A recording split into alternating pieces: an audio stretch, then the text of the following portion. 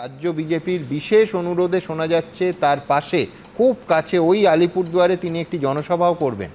না, শোনা যাচ্ছে এমন কথা তো জগন্নাথদার প্রেস কনফারেন্স আমরা এক্ষুনি দেখলাম। এর সঙ্গে জনসভা কনফার্ম, জনসভা হচ্ছে, অবশ্যই জনসভা হবে, কিন্তু তার সাথে প্রধানমন্ত্রী যখন আসছেন, প্রধানমন্ত্রী আমার দলের নেতা, একটি সর্বভারতীয় রাজনৈতিক দল, এটি কোনো আঞ্চলিক রাজনৈতিক দল নয়, এটি ডিস্ট্রিক্ট রাজনৈতিক দল, 3টে রাজ্যে থাকা এবং সম্পূর্ণ শেষ হয়ে যাওয়া কোনো রাজনৈতিক দল নয়। তো প্রধানমন্ত্রী যেখানে যাবেন সেখানে আমি রাজনৈতিক দল হিসেবে আমার দল চাইবে, যখন আমার দলের নেতা সেখানে আসছেন, তাই রাজনৈতিক কর্মসূচি আলাদা।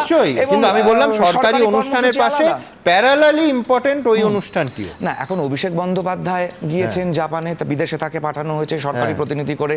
কমিউনিস্ট পার্টির জন ব্রিটাসও গিয়েছেন। তাহলে পরে কি এখন হনলুলুতে নির্বাচন লড়তে সিপিএম গিয়েছে বা তার প্রচার করতে গিয়েছে, বা অভিষেক বন্দ্যোপাধ্যায় জাপানে রাসবিহারী বসুর হয়ে কথা বলতে গেছেন, বা সেখানে জাপানে তৃণমূল কংগ্রেস, আন্তর্জাতিক তৃণমূল কংগ্রেস তার প্রতিনিধি দেবে, এমন তো কোনো ব্যাপার নেই। তো ভারতবর্ষের মধ্যে আমাদের অভ্যেস হচ্ছে একটা, ইন্দিরা গান্ধী যখন পশ্চিমবঙ্গে আসতেন, তার মানে কি ইন্দিরা গান্ধী শুধু রাজনৈতিক কারণে এসেছেন?